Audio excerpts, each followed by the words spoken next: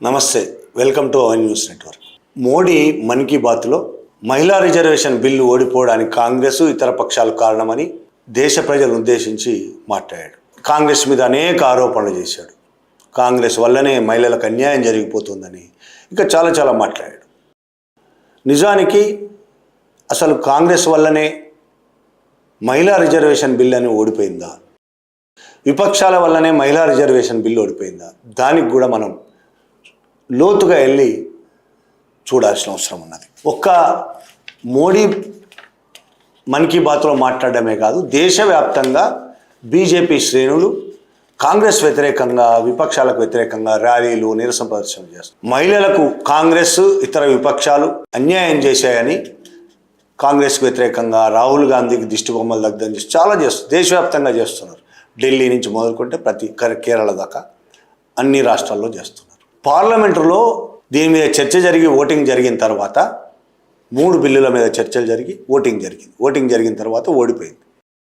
Next day పత్రికల్లో కూడా maximum national పత్రికలు, ఇంగ్లీషు, హిందీ పత్రికలు, ఇక్కడ తెలుగు పత్రికలు ఏం రాశాయి? మహిళా బిల్లు ఓడిపోయింది, విపక్షాలు మహిళా రిజర్వేషన్ బిల్లును ఓడించాయని రాశాయి. India Express, Deccan Chronicle, Times of India, Deccan Herald, ఇట్లా చాలా పత్రికలు, హిందీ పత్రికలు కూడా. తెలుగులో ఈనాడు, సాక్షి, నమస్తే తెలంగాణ కొద్ది వేరుగా రాసింది. మన ఆంధ్రజ్యోతి హెడ్డింగ్ వేరేగా పెట్టింది, లోపల మాత్రం కొంత తేడాగా రాసింది. నమస్తే తెలంగాణ మాత్రం ఏం జరిగిందో అదే రాసింది. ఇంగ్లీష్లో హిందూ పత్రిక ఒక్కటే రాయగలిగింది. నిజానికి మహిళా రిజర్వేషన్ బిల్లు పార్లమెంట్లో ఓడిపోయిందా? అది నిజమేనా? ఏం జరిగింది పార్లమెంట్లో? ఆ రోజు పార్లమెంట్ వ్యవహారాలు టీవీలో లైవ్ చూసిన వాళ్ళకి కానీ, దాన్ని ఫాలో అయిన వాళ్ళకి ఖచ్చితంగా తెలుసు ఏంటంటే, ఆ రోజు ఓటింగ్ మహిళా రిజర్వేషన్ బిల్లు మీద జరగలేదు. అసలు ఓటింగ్ జరిగింది దేని మీద? 3 బిల్లులు పెట్టారు.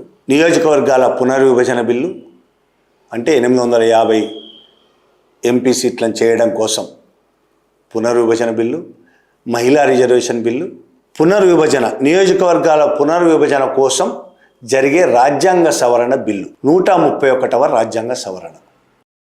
ఈ 3 బిల్లులు చర్చ జరిగింది. ఓటింగ్కి ఏ బిల్లు పెట్టారు?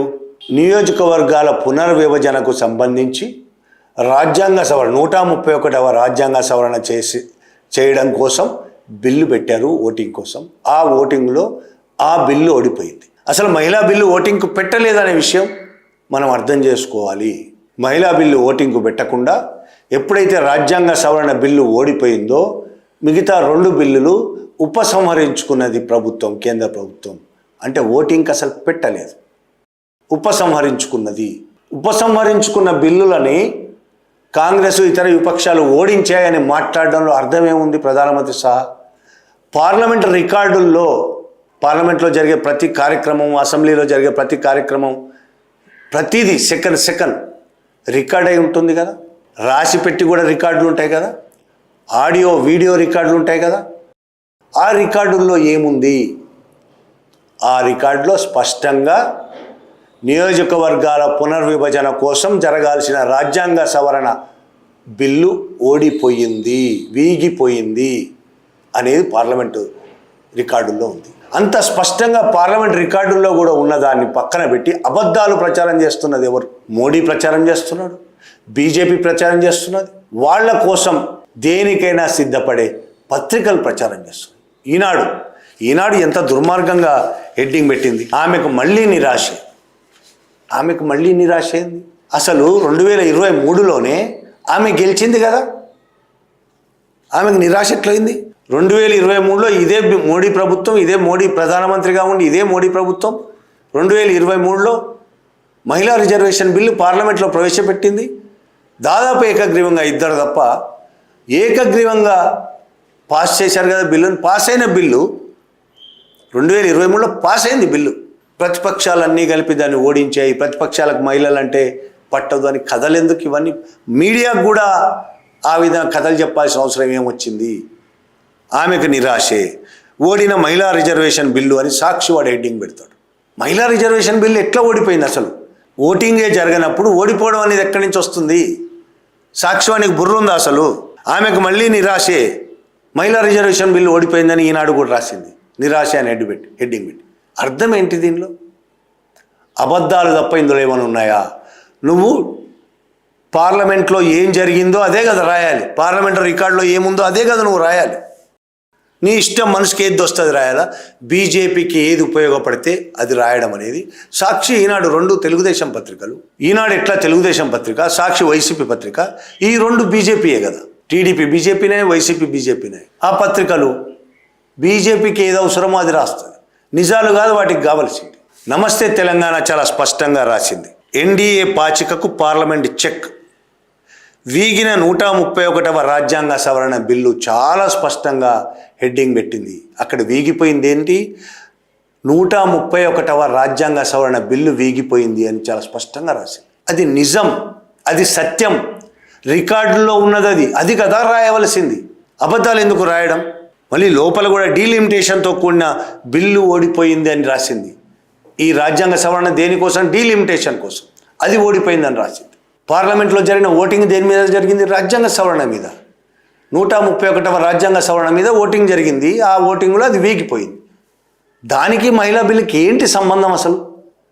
2023లో పాస్ అయిన మహిళా రిజర్వేషన్ బిల్లు అప్పుడు సరే, బీజేపీ ఇప్పుడు మనసు మార్చుకున్నది. అప్పుడు 26 జనాభా లెక్కల ప్రకారం మహిళా రిజర్వేషన్స్ తీసుకొస్తా అని ఆ రోజు వాళ్ళు చేసిన ఆ బిల్లులో రాసుకున్నారు.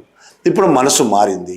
అప్పటి ప్రకారం కాదు, 2011 జనాభా లెక్కల ప్రకారమే చేస్తా అని సడన్గా ఎందుకు మనసు ఎందుకు మారింది?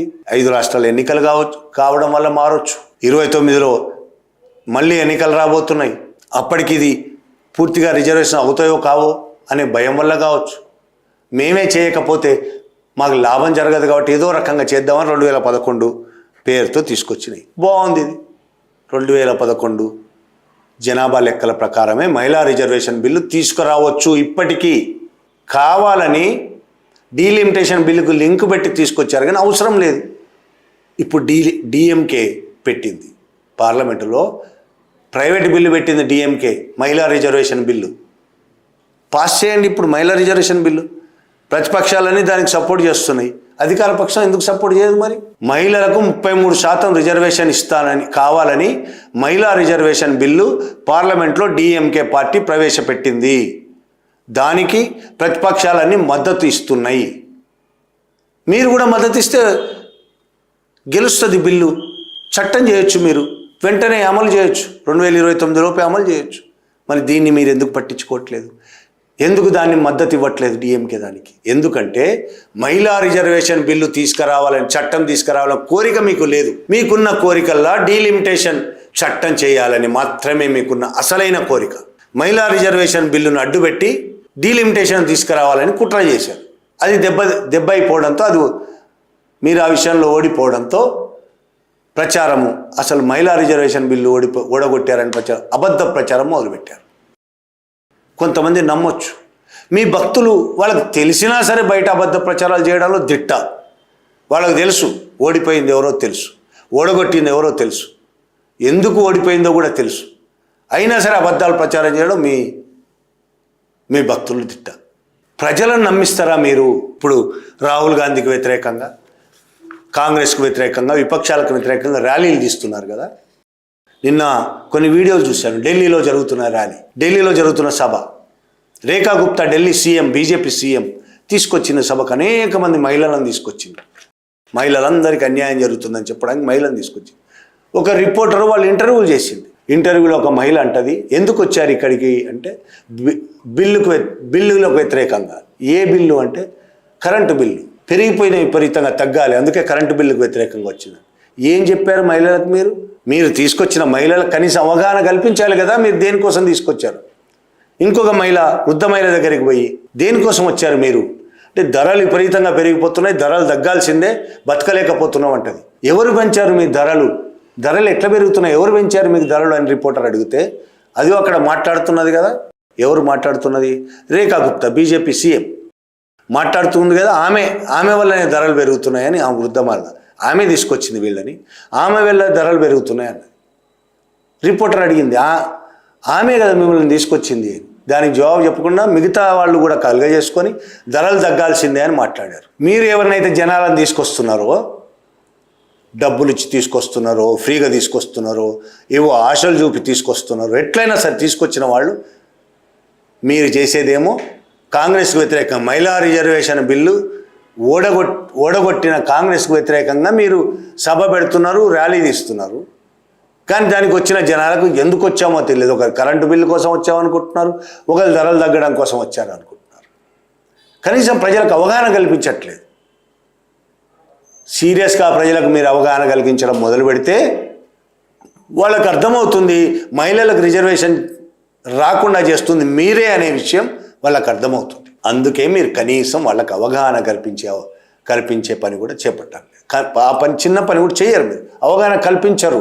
కల్పిస్తే మీకే నష్టం. మీకున్న గుంపు ఉంటుంది కదా, కొంత మూక, బీజేపీ మూక, ఇంకొంత ఆర్ఎస్ఎస్ మూక కలిపి దుష్ప్రచారం చేయడం, అబద్ధాలు ప్రచారం చేయడం అయితే చేస్తుంటారు. ఇక మన్ కీ బాత్ పేరుతో మోడీ మాట్లాడిన మాటలు ఎన్నికల నియమావళికి వ్యతిరేకమా కాదా? ఈ విషయం అనేక మంది జర్నలిస్టులు, సీనియర్ జర్నలిస్టులు, నిపుణులు ఇది ఎన్నికల నియమావళికి పూర్తి వ్యతిరేకమని సోషల్ మీడియాలో రాస్తున్నారు, ఆర్టికల్స్ రాస్తున్నారు. ఒకవైపు 5 రాష్ట్రాల్లో ఎన్నికలు జరుగుతుంటే ఈయన ప్రభుత్వ మీడియాను ఉపయోగించుకొని మాట్లాడడం అనేది, ఏం మాట్లాడడం? కాంగ్రెస్కు వ్యతిరేకంగా, ప్రతిపక్షాలకు వ్యతిరేకంగా. తను ఎక్కడైతే పోటీ చేస్తున్నాడో, ఎవరితోనైతే పోటీ చేస్తుందో తమ పార్టీ వాళ్లకు వ్యతిరేకంగా దూరదర్శన్ ఏఐఆర్ని ఉపయోగించుకోవడం అనేది ఎన్నికల నియమావళిని ఉల్లంఘించినట్టే. ఇది నేను ఎవరో చెప్పడం కాదు. ఇదే కారణం రీత్యా ఇందిరాగాంధీ ప్రధానమంత్రి పదవి కోల్పోయిందనే విషయం మీకు గుర్తుందా? ఎంపీ పదవి కోల్పోయింది. ఫస్ట్ ఎంపీ పదవి కోల్పోయింది. రాజనారాయణ అనే అతను ఇందిరాగాంధీ మీద ఎమర్జెన్సీకి ముందు ఇందిరాగాంధీ మీద కోర్టుకు పోతే ఏ విషయంలో కోర్టుకు పోయాడు? ఇందిరాగాంధీ ఎన్నికలు జరుగుతున్న టైంలో దూరదర్శన్లో లేదు ఏఆర్లో ప్రసంగం చేసింది, విపక్షాల మీద విమర్శలు గుప్పించింది. ప్రభుత్వ మీడియాలో మాట్లాడడమే కాకుండా విపక్షాల మీద విమర్శలు గుప్పించింది. ఇదే కారణాన్ని చూపించి కోర్టుకు పోతే కోర్టు తన ఎంపీ పదవిని రద్దు చేసింది, ఎంపీ పదవిని తీసిపడేసింది. ఎన్నికల నియమావళికి వ్యతిరేకమని చెప్పి ఎంపీ పదవిని తీసిపడేసింది. ఆ తర్వాతనే కదా ఇందిరాగాంధీ ఎమర్జెన్సీ పెట్టి. మరి అదే పద్ధతి ఇప్పుడు ఇక్కడ పనిచేయదా? దూరదర్శన్లో, ఏఆర్లో, ఆల్ ఇండియా రేడియోలో మోడీ మాట్లాడిన మాటలు, మన్ కీ బాత్ మొత్తం కాంగ్రెస్ మీద, రాహుల్ గాంధీ వీళ్ళ మీదనే కదా దాడి, వీళ్ళకి వ్యతిరేకం ఎన్నికలు జరుగుతున్న టైంలో. మరి ఇది ఎన్నికల నియమావళికి విరుద్ధం కాదా? ఇలా మొదటిసారి కాదు, మోడీ అనేక సార్లు ఎన్నికల నియమాలకు విరుద్ధంగా అనేక సార్లు మాట్లాడాడు, విరుద్ధంగా అనేక పనులు చేశాడు. కానీ ఎన్నికల కమిషన్ చుప్చాప్ ఉంటుంది. గతంలో ఉన్నట్టు ఎన్నికల కమిషన్ ఇప్పుడు వెన్నెముక ఉన్నది కాదు. కాబట్టి ఎన్నికల నియమావళికి వ్యతిరేకం ఇది మోడీ మాట్లాడిన మాటలు. అబద్ధాలు చెప్తున్నాడు, విమర్శలు చేస్తున్నాడు. ఒకవైపు మన్ కీ బాత్లో అబద్ధాలు, అనేక రకాల సగం సత్యాలు, పాక్షిక సత్యాలు ఈ విధంగా మాట్లాడుతూ విపక్షాల మీద వ్యతిరేకత రావడం కోసం ప్రయత్నం చేస్తున్నాడు. దేశవ్యాప్తంగా ప్రదర్శనలు, విపక్షాలకు వ్యతిరేకంగా ప్రదర్శనలు చేయిస్తున్నాడు. దాని గురించి ఇంతకుముందే చెప్పాను కూడా మీకు. ఆ ప్రదర్శనలో ప్రజలు ఏ విధంగా ఉన్నారని. బెంగాల్లో పోయి కూడా ఇదే మాటలు మాట్లాడుతున్నాడు. ఇప్పుడు బెంగాల్లో ఒకవైపేమో పారామిలిటరీ బలగాలు, ఈడీ దాడులు, ఇన్కమ్ ట్యాక్స్ దాడులు, బీజేపీ గెలవడానికి అవసరమైన అన్ని పద్ధతులు, ఎన్నికల కమిషన్తో సహా ప్రతిదీ బీజేపీ గెలవడానికి ఏమేం కావాలో అవన్నీ చేస్తూ, ఇంకొక వైపు మహిళా రిజర్వేషన్ బిల్లు మీద అబద్ధ ప్రచారాలు చేస్తున్నాడు. మళ్ళీ మనం ఒకసారి అర్థం చేసుకోవాల్సింది ఏంటంటే, పార్లమెంట్లో మహిళా రిజర్వేషన్ బిల్లు ఓడిపోలేదు, ప్రభుత్వం ఉపసంహరించుకున్నది. పార్లమెంట్ రికార్డుల ప్రకారం మహిళా రిజర్వేషన్ బిల్లును ఓటింగ్కు పెట్టకుండా ప్రభుత్వం ఉపసంహరించుకున్నది. ఇంకా నిజం చెప్పాలంటే 2023లో మహిళా రిజర్వేషన్ బిల్లు గెలిచింది. కాబట్టి మోడీ అబద్ధ ప్రచారాలు ఇకనైనా మానుకుంటే మంచిది, బీజేపీ కానీ మోడీ కానీ. Thank you very much.